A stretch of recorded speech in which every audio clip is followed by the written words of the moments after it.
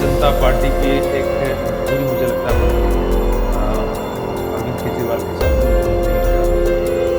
तो मुझे लगता है इसमें कहीं न कहीं महिलाओं को तरजीह भारतीय जनता पार्टी दे रही है। अभी जो पिछला हम ट्रेंड देख रहे हैं, चलन देख रहे हैं कि हर चुनाव में महिलाओं से संबंधित जो योजनाएँ हैं, उनको अपने समर्थन होता है, उसमें महिलाओं को तरजीह दी जाती है।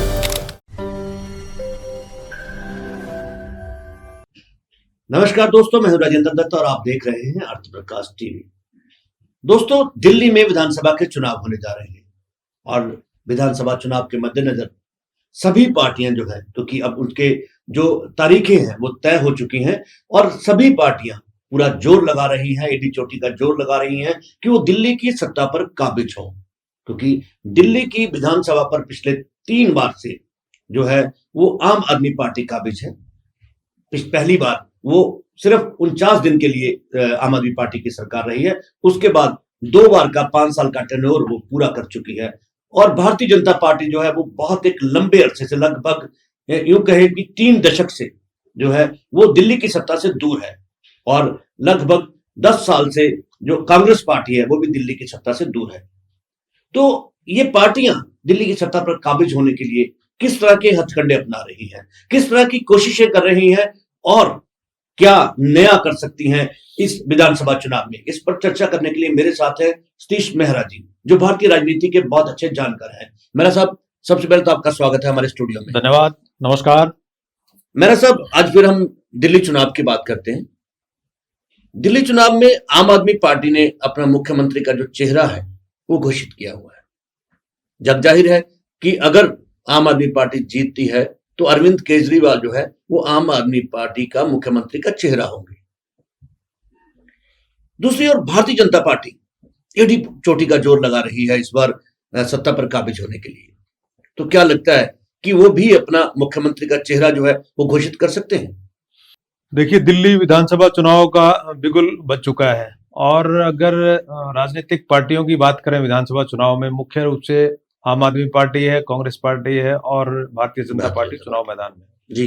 अभी तक जो सूचनाएं प्राप्त हो रही हैं, जो एक जो सीन सामने आ रहा है, वहां पे आम आदमी पार्टी और भारतीय जनता पार्टी के बीच ही चुनाव होने की संभावना लग रही है। और कांग्रेस पार्टी इतनी बहुत मजबूती से तो चुनाव लड़ रही है, लेकिन वो मैदान में किस तरह का प्रदर्शन कर पाएंगी वो तो आने वाला समय बताएगा।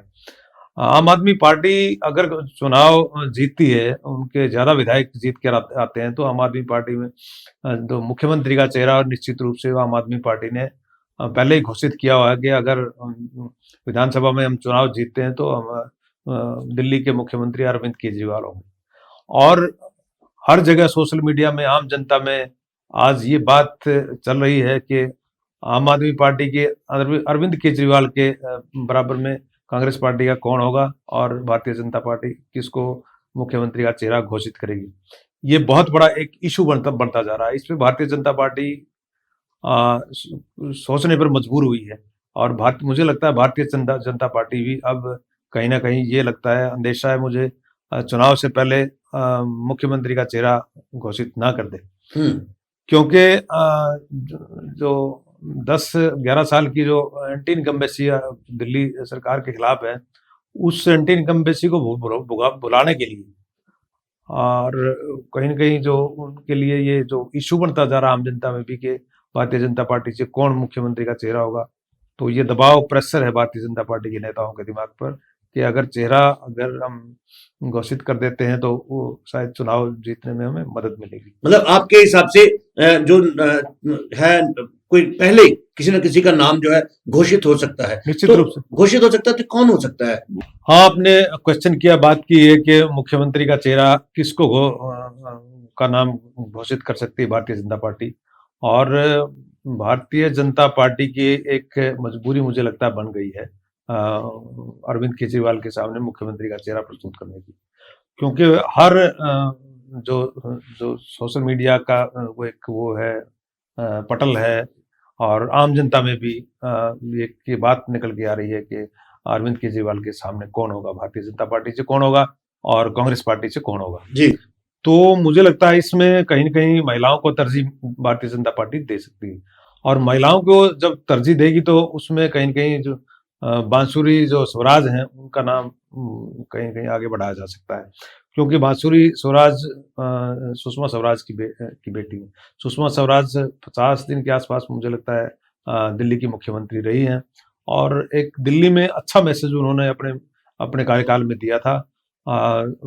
उसका उसका कहीं न कहीं लाभ लेने के लिए सुषमा स्वराज की विरासत को आगे बढ़ाने के लिए और सुषमा स्वराज जो एक अच्छी वक्ता थी, इसी प्रकार से उनकी बेटी जो हम जिसकी बात कर रहे हैं बांसुरी स्वराज की, तो वो भी एक अच्छी वक्ता हैं और अच्छी एडवोकेट हैं। हाई कोर्ट में सुप्रीम कोर्ट में उन्होंने प्रैक्टिस की है और मुझे लगता है कहीं न कहीं भारतीय जनता पार्टी जो सुषमा स्वराज की बेटी हैं, बांसुरी स्वराज को जो मुख्यमंत्री का चेहरा घोषित उनको कर सकते हैं।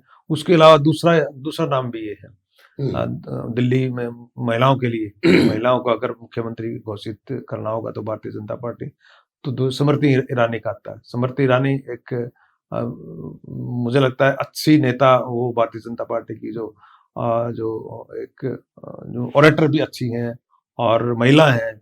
इन दोनों महिलाओं में से किसी न किसी का भारतीय जनता पार्टी जो नाम है ना मुख्यमंत्री के पद के लिए घोषित कर सकती है। यहाँ एक बड़ा सवाल मैं आपको रोकना चाहूंगा यहाँ पे। यहाँ एक बड़ा सवाल खड़ा होता है मेरा साहब कि भारतीय जनता पार्टी के पास बड़े दिग्गज नेता यहाँ मौजूद हैं ऑलरेडी दिल्ली में, तो फिर महिला क्यों? सबसे पहला सवाल ये उठता है कि महिला क्यों। दूसरा कि आपने कहा कि जो बांसुरी स्वराज है वो कहीं उसकी अपना सुषमा स्वराज की बेटी है जो मुख्यमंत्री रही है 50 दिन के लिए, लेकिन साहिब सिंह वर्मा के बेटे प्रवेश वर्मा भी हैं, वो भी पूर्व मुख्यमंत्री के बेटे हैं, तो महिला क्यों? और फिर बांसुरी स्वराज की जगह प्रवेश वर्मा क्यों नहीं? देखिए मुझे लगता है ये चुनाव जो है अभी जो पिछला हम ट्रेंड देख रहे हैं, एक चलन देख रहे हैं कि हर चुनाव में महिलाओं से संबंधित जो योजनाएं हैं उनको अपने जो वो इनका पार्टियों का एक वो तो घोषणा पत्र होता है, उसमें महिलाओं को तरजीह दी जा रही है। चाहे हम महाराष्ट्र की बात करें, दिल्ली में भी महिला सम्मान योजना की घोषणा महिला सम्मान योजना लागू करने की घोषणा अरविंद केजरीवाल ने की है और महाराष्ट्र में के मुख्यमंत्री ने भी उस टाइम लाड़की बहना योजना की एक योजना की शुरुआत की थी और निश्चित रूप से इन योजनाओं से महाराष्ट्र में भारतीय जनता पार्टी को फायदा मिला और मध्य प्रदेश की अगर बात करें तो लड़की बहना योजना थी, लाडली बहना योजना शिवराज ने चलाई थी, शुरू की थी, उसका कहीं न कहीं मध्य प्रदेश में भी उनको फायदा मिला है। और झारखंड में मैया सम्मान योजना, झारखंड में जो चुनाव से जो पहले इस योजना की शुरुआत की थी और उससे लगता है कि और उनके इन योजनाओं के तहत कोई सरकार 2100 रुपये की घोषणा करती है, कोई 1000 रुपये देने की 1100 रुपये देने की घोषणा महिलाओं को लाभान्वित करने के लिए इस प्रकार की योजनाएं लेकर आ रही है। और हरियाणा में भी जैसे महिला सम्मान योजना की घोषणा उन्होंने पहले अपने घोषणा पत्र में की थी और अभी भी मुख्यमंत्री नायब सिंह सैनी ने कहा है कि जो गरीबी रेखा से नीचे जो महिलाएं हैं उनको हम 2100 रुपये देंगे और ये मुझे लगता है अभी तो स्टार्ट नहीं किया लेकिन जल्दी ही हरियाणा सरकार करने वाली है। तो इन सारी योजनाओं से चाहे 2023 की हम बात करें, लोकसभा में केंद्र सरकार द्वारा तत्कालीन केंद्र सरकार द्वारा जो महिला सशक्तिकरण का एक्ट जो पास किया था, महिला सशक्तिकरण एक्ट बनाया था, उसके तहत महिलाओं को वो लागू करने में भारतीय जनता पार्टी को निश्चित रूप से फायदा हुआ है और इसी को देखते हुए मुझे लगता है बल्कि किसी न किसी महिला को ही भारतीय जनता पार्टी मुख्यमंत्री का चेहरे के रूप में आगे कर सकती है।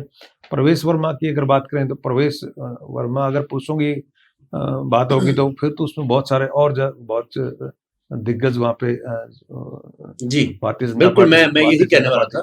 लेकिन मुझे ज्यादा इसलिए लगता है कि कहीं न कहीं महिलाओं को आगे बढ़ाकर जो महिला जो योजनाओं से जुड़ा हुआ जो मामला है, लाभ लेने की जो बात है वो भारतीय जनता पार्टी कर सकती है, क्योंकि अब जब अरविंद केजरीवाल ने मुख्यमंत्री पद से रिजाइन किया तो उन्होंने आतिशी को मुख्यमंत्री बनाया और यही देखकर उन्होंने मुख्यमंत्री बनाया था कि कहीं न कहीं महिलाओं को आगे लेकर आने में एक हमारे पास एक मुद्दा हो जाता है, और हम एक महिलाओं में एक बात मिल जाती है उनको कहने के लिए, हम महिलाओं को आगे बढ़ा रहे हैं। तो इसलिए मुझे लगता है सिर्फ और सिर्फ महिलाओं को ही अगर भारतीय जनता पार्टी को घोषणा करनी पड़ी तो बांसुरी स्वराज और स्मृति ईरानी में से किसी न किसी नाम को घोषणा कर सकती है। बिल्कुल ठीक कह रहे हैं आप। देखिए मेरा साहब, बांसुरी स्वराज जो है वो सांसद है, और स्मृति ईरानी की बात करें वो भी सांसद रही हैं। इस बार 2024 के लोकसभा चुनाव में वो हारी है अमेठी से। अदरवाइज वो पिछले 10 साल जो है उन्होंने एक MP रहे हैं वो, और मंत्री भी रही हैं वो केंद्र में। ये दोनों सांसद हैं, और अगर विधानसभा का चुनाव लड़ाया जाता है इनको, और इनमें से किसी को मुख्यमंत्री बनाया जाता है, तो क्या आपको लगता है कि परमेश वर्मा जैसे जो दूसरे दिग्गज नेता हैं, क्या वो इस चीज से नाराज नहीं होंगे? क्या इसके लिए भारतीय जनता पार्टी को फूट का सामना नहीं करना पड़ेगा, जैसा कि चुनाव से ठीक पहले हरियाणा में भी देखा गया था? देखिए, नाराजगी की जहां तक बात है, भारतीय जनता पार्टी से भारतीय जनता पार्टी के नेताओं को नाराजगी मोल लेना कभी गवारा नहीं होगा। और ये मुझे लगता है कोई भी नेता आज इस प्रकार का साहस करने के उसमें मूड में नहीं होगा कि वो भारतीय जनता पार्टी से नाराज हो, क्योंकि भारतीय जनता पार्टी का आज केंद्र में भी और चुनाव के दौरान जो विधानसभा चुनाव उनमें डंका बज रहा है, और एक अनुशासित पार्टी भी उनको इस भारतीय जनता पार्टी को कहा जा सकता है, क्योंकि मजबूत सरकार दिल्ली में मजबूत सरकार है। और जब भी किसी पॉलिटिकल पार्टी की मजबूत सरकार होती है और मजबूत लीडरशिप होती है, तो उसके नीचे कहीं न कहीं जो छोटे नेता होते हैं उनको विरोध करना बहुत महंगा पड़ सकता है, बहुत महंगा पड़ सकता है। तो इसलिए मैं नहीं समझता कि कोई विरोध के स्वर किसी तरह से प्रवेश वर्मा की तरफ से या किसी और की तरफ से उठ सकते हैं। आप देख लीजिए हरियाणा में जब उनका शायद नायब सिंह सैनी का नाम घोषित किया था और नायब सिंह सैनी को मुख्यमंत्री बनाया गया था, उसके नायब सिंह सैनी तो और बहुत दिग्गज जो भारतीय जनता पार्टी के नेता थे वो थे, हरियाणा में थे, लेकिन नाराजगी हुई। उन्होंने नाराजगी दिखाने के बाद फिर वापस भारतीय जनता पार्टी की लॉयल्टी उन्होंने एक होना पड़ा, लॉयल होना पड़ा। जी जी जी। तभी जाके उनको एक भारतीय जनता पार्टी अपने साथ लेकर चल रही है। तो मुझे नहीं लगता इस तरह की कोई नाराजगी के मूड में कोई भी भारतीय जनता पार्टी का दिल्ली में नेता हो सकता है। और जहाँ तक भारतीय जनता पार्टी के उप हाईकमान की बात है, जो हाईकमान ने आदेश दे दिया किसी भी राज्य में, वो उस आदेश की उल्लंघना अवहेलना कोई भी नहीं कर सकता।